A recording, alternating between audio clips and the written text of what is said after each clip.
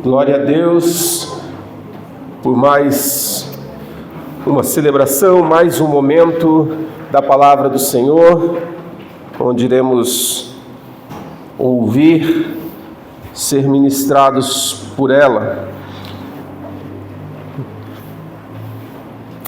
Vamos abrir no Salmo de número 19.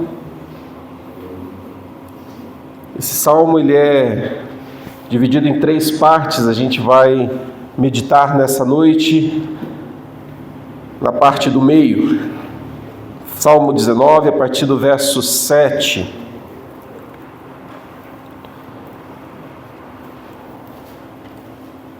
A lei do Senhor é perfeita e restaura a alma. O testemunho do Senhor é fiel e dá sabedoria aos simples. Os preceitos do Senhor são retos e alegram o coração. O mandamento do Senhor é puro e ilumina os olhos. O temor do Senhor é límpido e permanece para sempre. Os juízos do Senhor são verdadeiros e todos igualmente justos. São mais desejáveis do que ouro, mais do que muito ouro depurado, e são mais doces do que o mel e o destilar dos favos. Além disso, por eles se admoesta o teu servo em os guardar, a grande recompensa. Feche seus olhos, vamos orar. Senhor, a tua palavra está aberta, sua palavra está diante de nós e queremos que o Senhor ministre, Deus, as nossas vidas. Fale, Senhor, ao nosso coração e que nós possamos ter o entendimento dos céus, possamos ter a compreensão daquilo que o Senhor quer ministrar a cada um de nós. Fala conosco, no nome de Jesus. Amém. Muito bem, como foi dito na semana passada, a partir então desse domingo, nós trabalharíamos então os valores. Lembra que a gente estabeleceu, mostrou para a igreja os valores da igreja? Os nossos valores, que eram 7. Eu não vou pedir para você falar agora, todos os 7. Mas a cada mês a gente vai trabalhar uma série de mensagens e essa série vai trabalhar especificamente um dos valores. E o primeiro deles é a centralidade da palavra.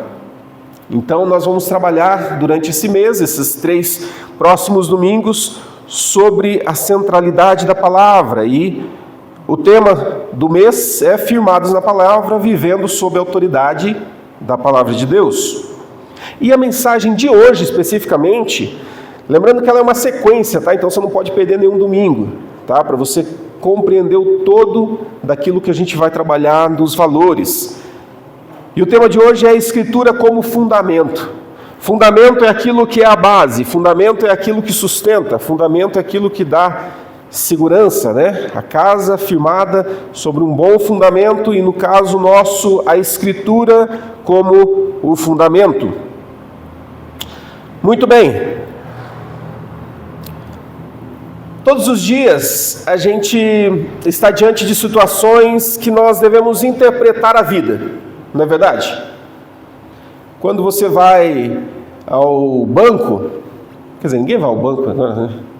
Só Silene de vez em quando lá, mas a gente não vai mais ao banco. Mas quando você vai ao banco ou qualquer outro lugar e você pede uma explicação, a pessoa explica determinada situação, você precisa interpretar aquilo que ela está falando, não é verdade? Para você compreender e, quem sabe, ter ações, enfim, tomar decisões. Enfim, todos os dias a gente interpreta a vida. Interpreta aquilo que a gente sente. Quantos não acordaram assim? Fala, puxa, hoje está esquisito, né? Quantos já passaram por isso, né? Puxa, acordei diferente hoje. Você tenta interpretar aquele sentimento, aquela sensação que você está vivendo, aquilo que acontece ao nosso redor, a gente precisa interpretar. Puxa vida, por que aquele guarda me multou? Por que ele tomou aquela decisão? Puxa, por que ele fez isso? Por que meu patrão fez isso? Nossa, por que meu trabalho é tão difícil?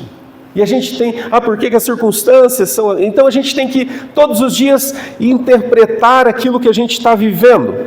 E aqui, especificamente, o Salmo 19, ele começa olhando para fora de nós. Se a gente começar e pegar o comecinho deste salmo, ele fala: os céus proclamam a glória de Deus, ou seja, a criação fala.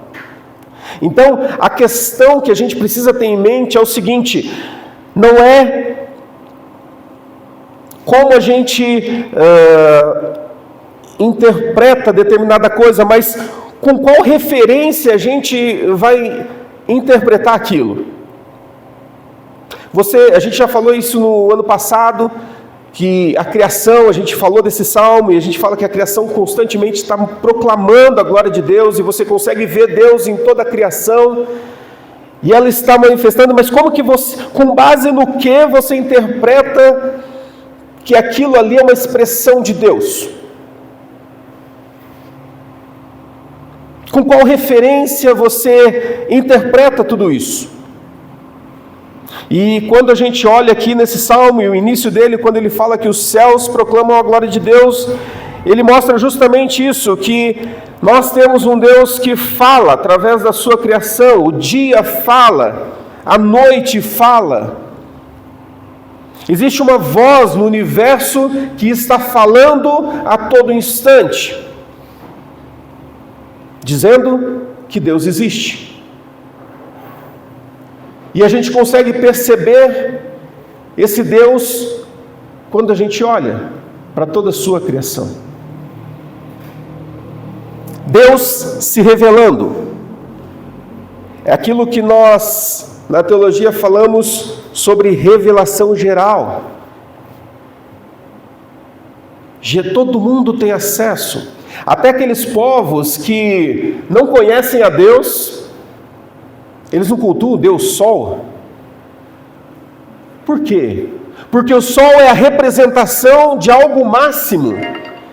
É a representação de algo estrondoso e superior a ele. Então ele olha para aquele Sol e fala: puxa, isso é maior do que eu. Ele não conhece Deus, mas ele olha para a criação e ele entende que existe alguém maior lá em cima. Isso é revelação geral, todos têm acesso. Então a criação revela Deus como Ele é, mas tem uma diferença. A criação não mostra como viver diante dEle. Revela Deus, mas não mostra como nós devemos nos portar diante dEle. Mostra que Ele é poderoso, que Ele é glorioso, mas fica nisso. E é por isso que daí a gente salta para o verso 7, que é o texto que nós vamos meditar nessa noite. E Davi, então, ele começa a trabalhar algo muito importante. Ele faz uma virada aqui, e ele de algo coletivo, de algo que é uma revelação geral, ele traz para algo pessoal, que é a revelação especial de Deus, quando ele diz: a lei do Senhor é perfeita e restaura a alma. Então, depois de olhar para o céu, ele olha para a palavra. A palavra de Deus, então, é a lei do Senhor que restaura a alma. Então, aqui nós não temos simplesmente um Deus que se revela,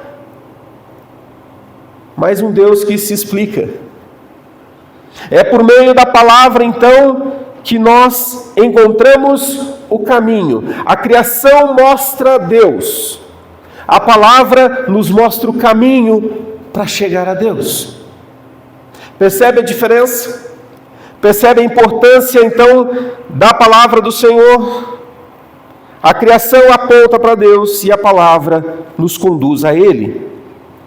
Sem a palavra, o ser humano admira Deus à distância. E você ouve, a gente vive num país que praticamente todo mundo já ouviu falar sobre Deus, conhece Deus, mesmo que de ouvir falar, mas conhece esse Deus. Só que sem o contato com a sua palavra, é como se eu olhasse para Deus e o admirasse à distância. Pô, que legal esse Deus, né?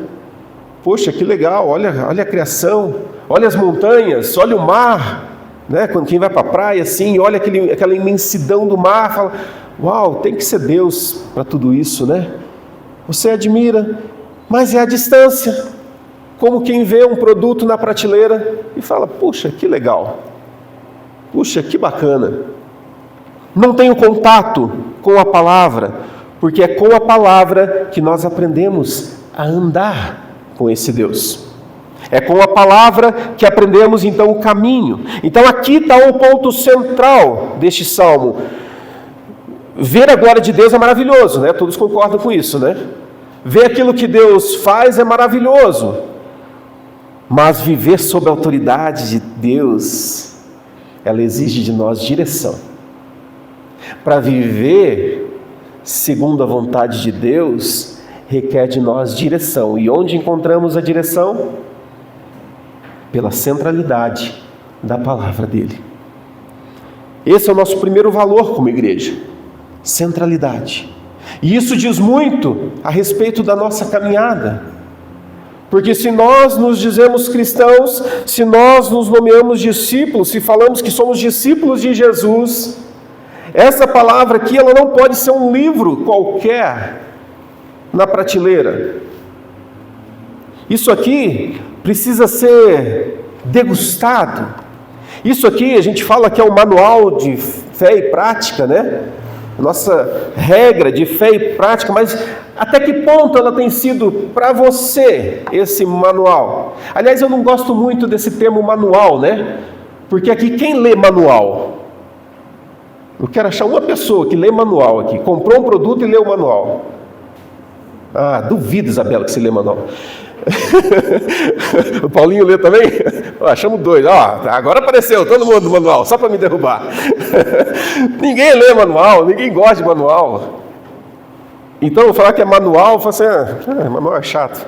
Mas enfim, aos que gostam de manual, continuem lendo o manual, tá? Então, a Bíblia é um manual. Mas olha que interessante. A gente precisa, para seguir e fazer a vontade do Pai, e seguir nos caminhos do Pai, a gente precisa saber, ok, então, por onde eu vou? Que caminho eu vou? É pela palavra. Quem não lê a palavra, quem não busca a palavra, é levado por qualquer um que chega aqui em cima, aqui, prega bonito, tem uma boa eloquência, fala um monte de baboseira. Aí você fica, que lindo, ai meu Deus, vou seguir. Aí se você não conhece a palavra, você vai embalando, né? E daí você vai. Conheça a palavra, porque ela é o nosso guia.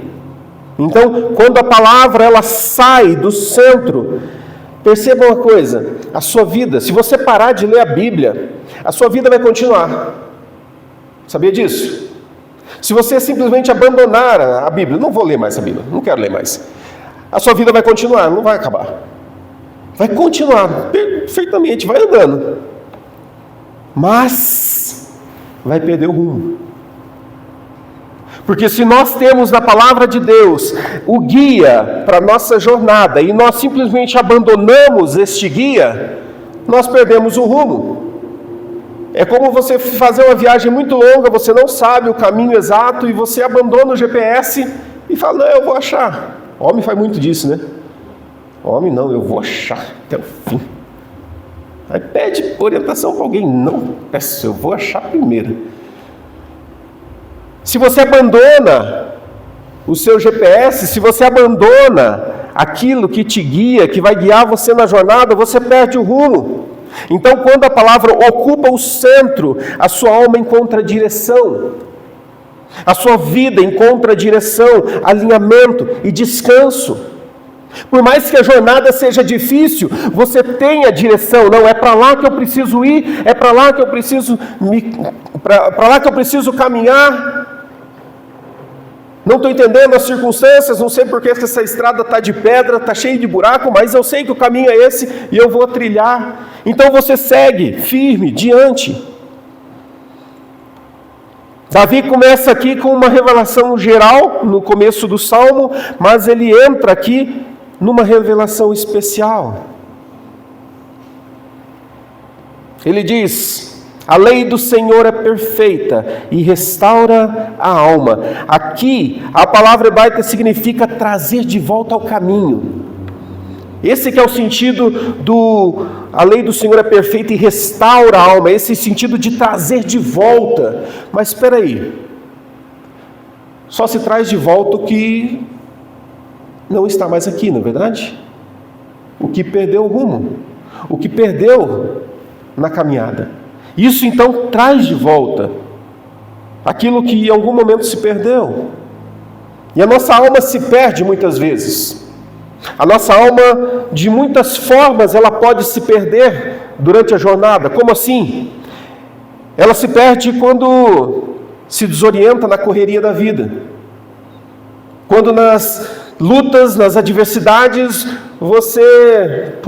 esqueci de buscar Deus. Você tenta todas as alternativas e lá na frente você fala, puxa, eu nem orei.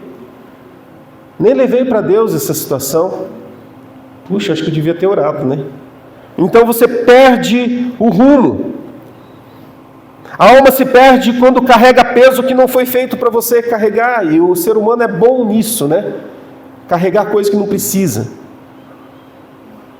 Você chega, tem um filme lá do Peregrino, não sei quantos assistiam, um filme bem antigo, que mostra um jovem carregando um monte de fardo, carrega um monte de bagagem assim, e ao longo do filme ele vai abandonando cada parte, cada coisa da sua bagagem. Assim, é bem interessante esse filme, é um filme bem antigo.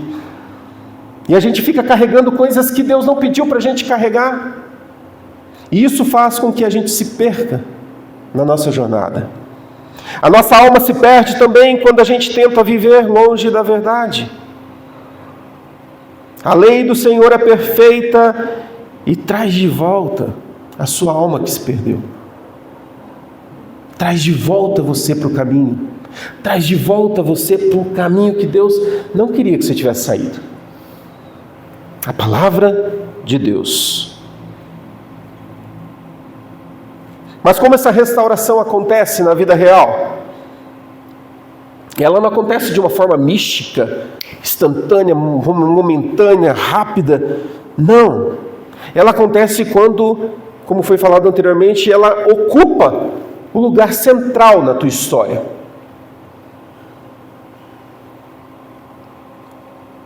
A restauração acontece de forma muito prática para você entender quando, por exemplo, a palavra confronta um pecado que já está racionalizado na tua vida. Sabe aquele pecado que você sempre tem uma justificativa? Ah, mas eu fiz isso por causa disso. Racionalizou, já virou, sabe, aquele pecadinho quase que de estimação. E você vai levando a vida. Então, quando a palavra te confronta, a palavra ilumina e expõe, abre os seus olhos, traz o arrependimento e você confessa e abandona. É nesse sentido que a restauração acontece. A restauração acontece quando a palavra desmonta em nós mentiras que a gente assume como verdade. Como, por exemplo, Deus já desistiu de mim. Não vai ter jeito. Eu não sou ninguém. Mentiras que a gente vai jogando sem a gente perceber para dentro de nós e a gente vai assumindo como verdade. Então, quando a gente se depara com a palavra, ela abre os nossos olhos, a gente entende que aquilo é uma mentira, e isso traz a restauração. A restauração também acontece quando a palavra aberta, ela dá nome ao que nós sentimos e que a gente nem percebeu e nem sabia o que era. Por exemplo, quando você percebe que não é só cansaço, que não é só uma frustração, mas é um desalinhamento espiritual. Você fala, puxa, nem percebi, mas eu tenho deixado Deus de lado, abandonado a caminhada. Eu tenho vivido uma vida religiosa e isso tem me afastado de Deus. E de repente você começa a entender que as circunstâncias ao seu redor, agora tudo começa a fazer sentido. mas porque a palavra abriu os nossos olhos. Quem sabe perceber que determinada situação está acontecendo contigo por causa de uma falta de perdão, um pecado não confessado, um gesto grosseiro que você teve com uma pessoa. Quando você se depara com a palavra, ela abre os nossos olhos e a restauração então acontece. Como eu disse, não acontece num estalar de dedos, mas acontece quando a verdade de Deus, ela é revelada e ela realinha o teu coração com Deus. Nesse mesmo exemplo, pensa num carro desalinhado. Isso mesmo, as rodas ali, está desalinhado. Esse carro anda? Anda, né? Normal. Porém, ele vai ter alguns desgastes, né? Ele vai andar, você pode até viajar com ele, mas ele vai ter alguns desgastes, o rendimento dele vai ser ruim. O problema dele não é falta de combustível, o problema dele não é no motor, o problema dele é simplesmente um desalinhamento. Muitas vezes a gente está cansado na nossa jornada por causa desse desalinhamento. Um desalinhamento com a palavra de Deus. Então a palavra, ela não vem apenas para nos fazer andar, mas ela vem para nos fazer andar direito. Nos fazer andar direito. Ela também é sabedoria para quem ainda está aprendendo. O texto diz: o testemunho do Senhor é fiel e dá sabedoria aos simples. Simples aqui não é pessoa pobre não, tá? Simples aqui, ele está trazendo o sentido, e nem pessoa ignorante, mas ele traz o sentido de uma pessoa que está em formação. Na NVI, o verso traz: tornam sábios os inexperientes. Olha que interessante. A palavra do Senhor, o testemunho do Senhor é fiel e torna sábio os inexperientes. Então o simples aqui é uma pessoa que está caminhando, que ainda é inexperiente, que está aprendendo. E meu irmão, minha irmã, não importa quantos anos você tem de crente, você é inexperiente. E você tem que ter isso na sua mente. Porque o dia que você não tiver com isso na sua mente, você está um passo de arrebentar com a sua cara, espiritualmente falando. Porque a soberba já chegou. Todos nós somos inexperientes diante da grandeza do Evangelho, diante da grandeza do nosso Deus. A gente não consegue entender a magnitude, a imensidão daquilo que é o reino de Deus, daquilo que Deus faz. Então nós temos que ter esse coração inexperiente de falar: Senhor, eu quero a cada dia aprender contigo. Eu quero a cada dia me submeter à tua palavra e aprender dela. Então a palavra, ela não exige que você já saiba viver, mas ela ensina que enquanto você caminha, você guarda a palavra. Enquanto você está na sua jornada de fé, você guarda a palavra. E guardar a palavra não é apenas memorizar versículo, não, tá? Quer dizer que eu tenho que guardar a palavra, tenho que decorar ela inteira? Não. Se eu conseguir, maravilha, glória a Deus. Mas não é isso. Guardar a palavra significa permitir que ela se torne para você critério de decisão. Isso que é guardar a palavra. É fazer com que essa palavra se torne critério de decisão na tua jornada. Como assim? Antes de responder para alguém, você pensa: puxa, isso vai honrar a Deus? Porque eu aprendi pela palavra que eu preciso honrar a Deus. E aquilo que eu vou falar para o outro vai honrar a Deus? Se você não tem a palavra como critério de decisão para a tua vida, você fala pelos cotovelos. Você não está nem aí.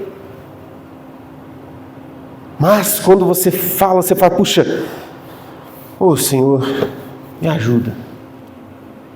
Me ajuda. E o Senhor ajuda. Porque Ele entende que você é o simples. E que a palavra dá sabedoria para o simples. Sabedoria para tomar decisão. Antes de você decidir, eu falei de tomar decisão, antes de você decidir, será que isso que eu vou fazer está alinhado com o que as Escrituras dizem? Será que aquilo que eu preciso fazer, a palavra de Deus diz o contrário? Será que isso que eu vou fazer vai construir ou vai destruir? Todas as respostas para essas perguntas, elas vão dizer se nós realmente temos a palavra como critério de decisão na nossa vida ou não. Se a palavra tem essa importância para nós ou não. Lembra, a gente está falando sobre um dos valores nossos como igreja, que é a centralidade da palavra. A palavra precisa ser o centro da tua vida. Ela precisa fazer parte da tua vida. Guardar a palavra, então, é deixar com que ela funcione como esse filtro, esse freio, essa direção. É simples assim. Por isso, precisamos ter. O texto continua dizendo: os preceitos do Senhor são retos e alegram o coração. Aqui a alegria não é simplesmente uma euforia qualquer, mas é uma alegria de quem anda sem desvio. Sabe aquele sentimento de falar assim: puxa, estou fazendo o que é correto. Puxa, eu tenho consciência de que eu estou lutando, buscando fazer exatamente o que a palavra de Deus diz. E isso, por causa disso, o meu coração se alegra. Lembra que para nós cristãos a alegria, ela não é a ausência dos problemas, Ela não é a ausência das lutas.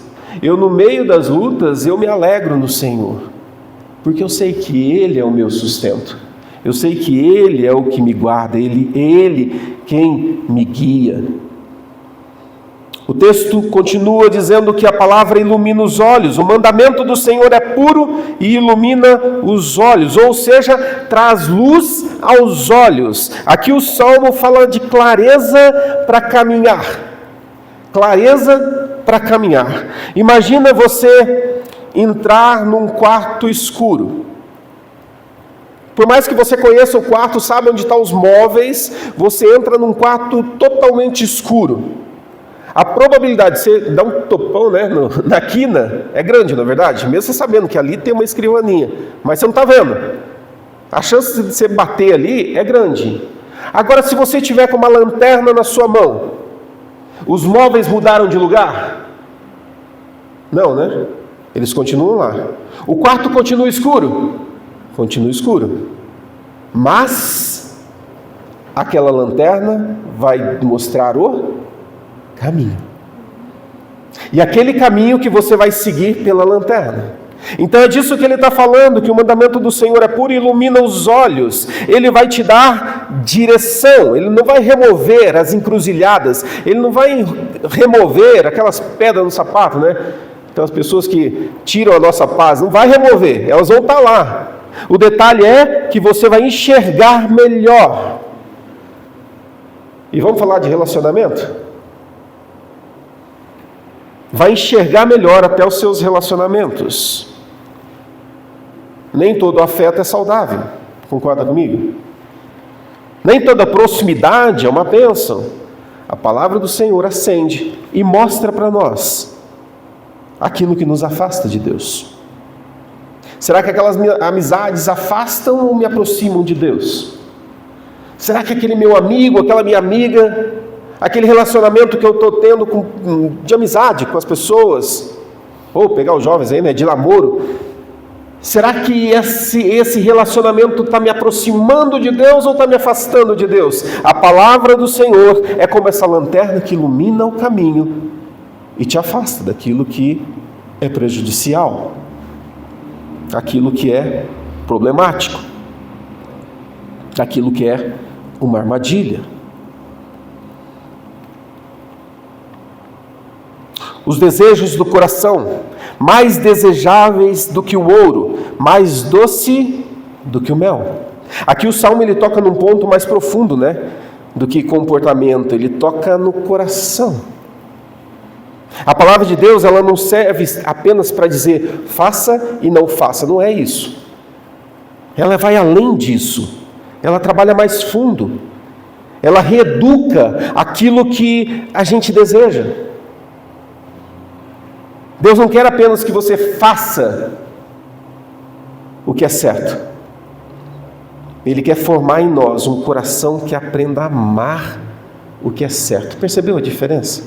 Ele não quer simplesmente que você faça o que é certo, mas Ele quer que você ame fazer o que é certo. É como se você imaginasse o seu filho, sua filha.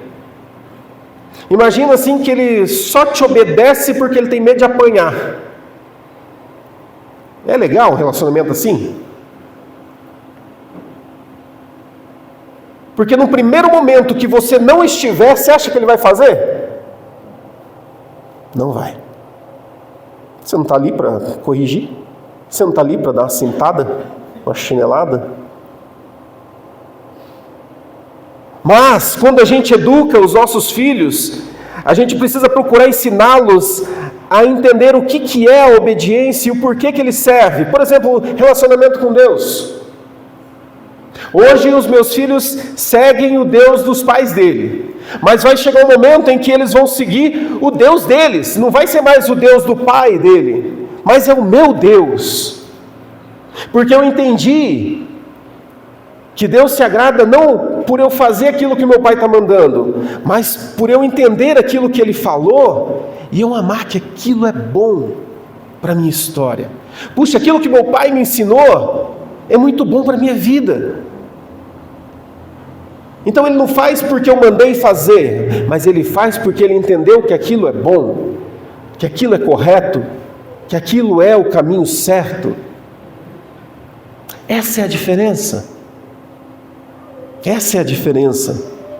Você não pode vir aqui no culto só porque eu falei, venha no culto. Não, você tem que vir para o culto porque fala, puxa, ali é o lugar onde Deus reúne o seu povo. Ali é onde Deus está e Ele vai se manifestar através de cada um que vai estar ali. Por isso eu estou ali. Não é porque ninguém mandou. Não é porque vão me cobrar. Você faltou tantos domingos no mês. Se essa é a tua preocupação, meu irmão, você tem que vir porque você ama Deus. E a palavra te ensina quem é esse Deus. É mais desejável do que o ouro, mais doce que o mel. À medida que a palavra de Deus ela vai ocupando um lugar central na tua história, na tua vida, aquilo que era uma obrigação, ela deixa de ser. O pecado, ele perde o brilho. Você já parou para pensar que quando você peca, é como se você dissesse assim, Deus, esse pecado é mais legal, é mais prazeroso do que você. Você já parou para pensar nisso? Quando você peca, você está dizendo assim, Deus, achei algo que me satisfaz mais do que você. Forte, né? Mas é a realidade. Porque se você ama Deus e você entende quem é Deus na tua vida, o pecado, ele precisa perder o brilho. Eu não peco porque estão olhando. Eu não falo palavrão porque vai que o pastor ouve eu falando palavrão. Não, eu não falo palavrão porque isso não agrada a Deus. E se o meu papel aqui é agradar a Deus, louvar a Deus, engrandecer o nome dEle, eu preciso fazer tudo, absolutamente tudo, para que Ele seja honrado, para que Ele seja glorificado. E isso vai nas tuas palavras, isso vai nas suas atitudes, isso vai nos seus relacionamentos, em tudo. Como você trata o seu filho, como você trata a sua esposa, o seu funcionário, o seu pai, a sua mãe, em tudo. Percebe que não é mais se alguém estiver vendo ou se alguém mandou. Não, eu faço porque eu amo a Deus. Nunca esqueço uma ilustração de um pastor que ele dizia que estava conversando com uma pessoa e falava: vocês crentes são muito chatos, vocês não podem nada. Ele falou: como assim? Você não pode nada? Eu não posso. Não pode, você pode beber? Eu falo: eu posso. Você pode fumar? Ele falou: eu posso. Você pode trair a sua mulher? Eu posso. Como assim? Você é crente e pode tudo isso? Por que você não faz? Porque eu não quero. Porque eu entendo que Deus não se agrada, por isso eu não faço. Então eu não faço porque o outro diz que não é para fazer. Eu não faço porque eu amo a Deus. E se eu fizer o que é errado, desagrada a Deus. E meu Deus, se você tiver essa consciência e pensar assim: puxa, eu estou desagradando a Deus. Meu irmão, isso precisaria trazer para você um sentimento. Corre que ele está no banheiro. Corre que você chega. Você tem que trazer para o teu coração um sentimento assim, ó: ai meu Deus, me perdoa, me purifica, me lava, porque eu desagradei o Senhor. Leia os salmos, você vai ver vários salmos que o próprio Davi: olha, os meus ossos estavam quebrados, senti como os meus ossos moídos. Por quê? Porque eu pequei contra ti. Percebe? Que a nossa motivação não está naquilo que o outro diz, mas naquilo que Deus acha. Muda o prisma, e essa precisa ser a nossa preocupação. Aquilo que te atraía começa a te incomodar. Aquilo que antes era pesado se torna prazeroso. Olha aqui o inverso agora. Orar que antes era pesado, agora se tornou prazeroso, porque isso me aproxima de Deus. Isso é maturidade espiritual. Não apenas fazer a vontade de Deus, mas querer fazer a vontade de Deus. Pastor Marcelo, que esteve aqui ministrando a igreja no ano passado, ele, numa conversa que eu tive particular com ele, assim, ele falando sobre revitalização, ele falou assim: Éder, revitalização não basta você estar aí, você precisa querer estar aí. Olha como é que é diferente. Não basta você estar aí fazendo a revitalização, você precisa querer estar aí, porque senão não resolve. Então, eu preciso querer fazer a vontade de Deus. Não basta simplesmente: eu vou ao culto, eu dei o dízimo, eu fiz isso, eu fiz aquilo. Não, eu preciso querer fazer isso. Isso precisa me dar prazer. Eu me alegro em fazer aquilo que eu faço. Servir a Deus é um prazer. Vir à igreja é um prazer. Servir na casa do Senhor é um prazer.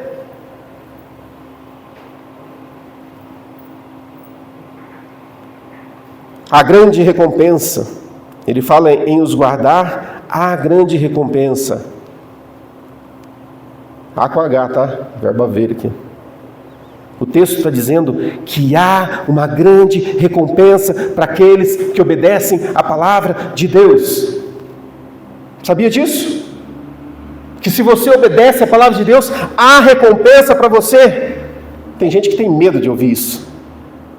Acho que, ai meu Deus, a Bíblia diz que há recompensa para aqueles que obedecem à palavra. Não concorda, briga com Deus, está na palavra dele. Mas quando o Salmo fala dessa recompensa, ele não está prometendo para você uma vida fácil. Ele não está prometendo para você que os seus problemas acabaram. Amanhã tudo será novo para você. Não, mas ele está falando de uma recompensa que aparece e se dá ao longo do tempo. Que recompensa é essa? Menos culpa, porque o seu coração não vive mais em guerra com Deus. De falar: puxa, estou fazendo algo que Deus não se agrada. Você não carrega mais essa culpa. Aquela culpa do pecado, de fazer, sabe? Você foi liberto e você tem essa recompensa. Mais direção, porque as suas decisões são tomadas não mais no escuro, mas às claras, com a palavra de Deus.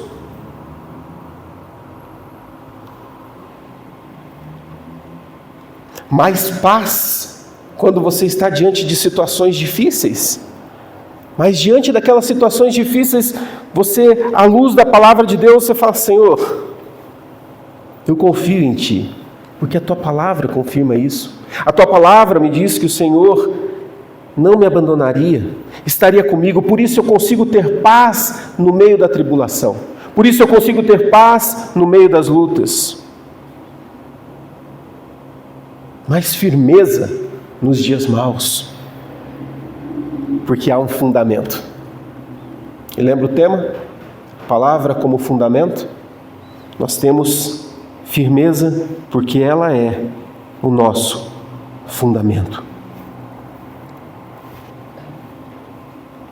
Eu quero concluir.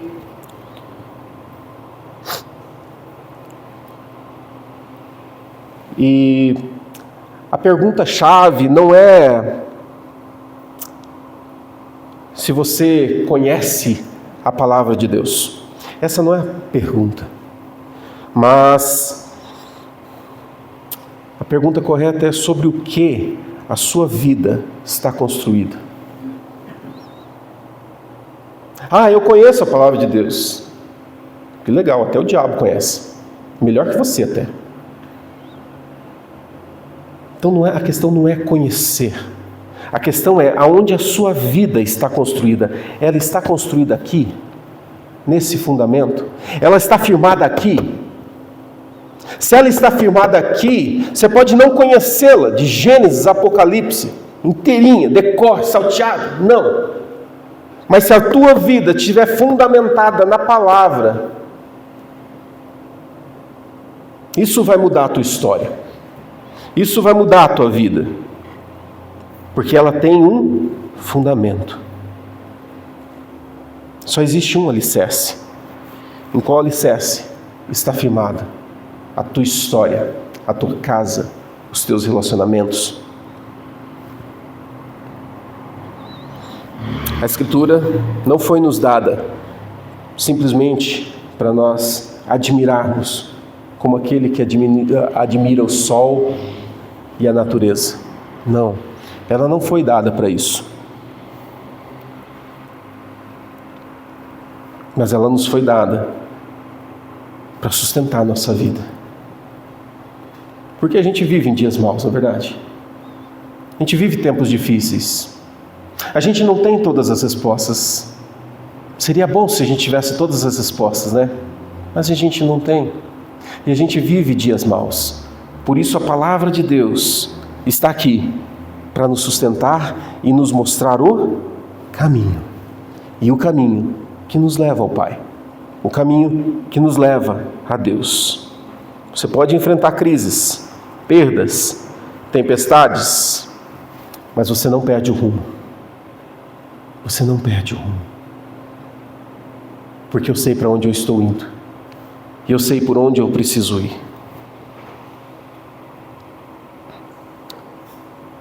Talvez alguns aqui nem precisem de tanto conteúdo bíblico, de tanto que já jogou para dentro. Mas o que falta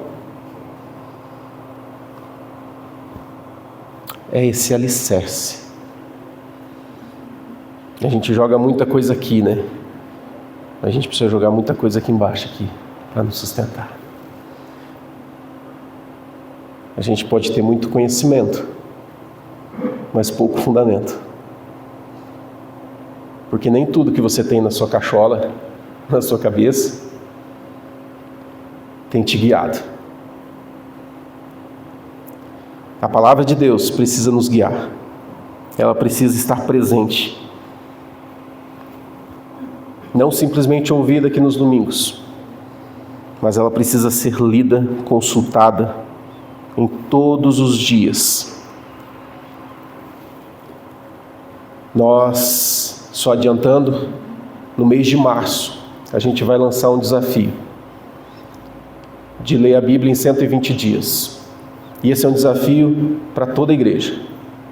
Nós vamos ler a Bíblia em 120 dias.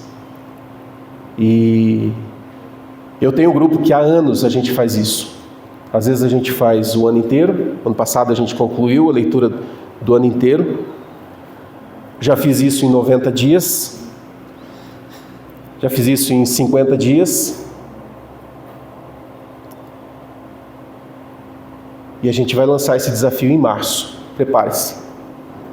A gente vai lançar esse desafio, a gente vai começar essa leitura completa da Bíblia.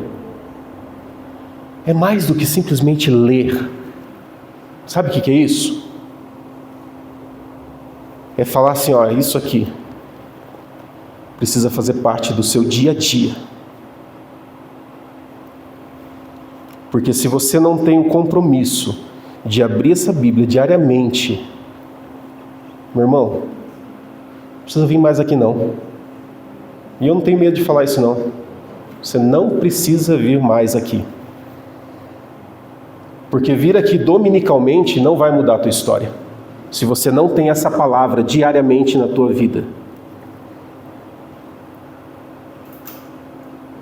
Se essa palavra não fizer parte da tua história diariamente, você não entendeu nada. Então, a gente só está caminhando. Então, esse mês a gente vai falar sobre a centralidade da palavra, para que daí em março a gente inicie essa jornada com uma mentalidade diferente e entendendo que a palavra é o fundamento. Hoje a gente viu isso, que a Escritura precisa ser esse fundamento. No próximo domingo a gente vai avançar um próximo ponto. E a gente vai ver como que Deus usa essa palavra para formar um povo, para amadurecer. Então por isso que você não pode faltar. Esse é só o primeiro capítulo. E o que eu mais quero no meu coração é que você viva essa palavra. Que você ame essa palavra. Que você não leia só porque eu falei para você ler. Mas porque você leia, porque você entendeu que ela é o fundamento.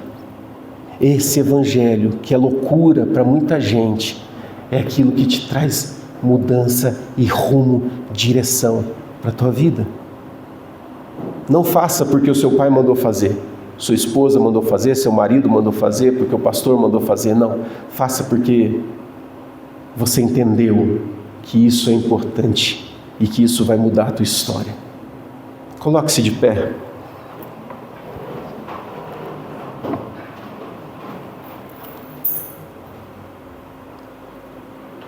Senhor Jesus, eu te agradeço, eu te louvo pela tua palavra, eu te agradeço por essa primeira parte que o Senhor ministrou às nossas vidas, nos dizendo que a tua palavra é o fundamento.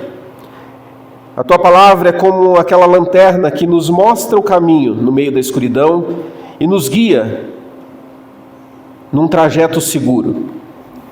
Senhor Jesus, obrigado por esse entendimento. E eu te peço, Deus, que o Senhor possa continuar trazendo esses ensinos ao nosso coração, fazendo coisas novas dentro de nós, porque como a gente viu no próprio texto aqui, nós somos como que pessoas simples, inexperientes, que precisam aprender diariamente contigo. Por isso eu te peço que o Senhor nos guie, que o Senhor nos oriente, que o Senhor nos fortaleça, para que a gente possa continuar, ó Deus, a nossa jornada, no meio das lutas, no meio das adversidades, como também no meio do tempo de paz. Que a tua palavra, ela seja esse sustento, que a tua palavra seja esse guia, que a tua palavra faça parte do nosso dia a dia, da nossa jornada. Faz isso, Deus, nas nossas vidas, no nome de Jesus. Amém, amém.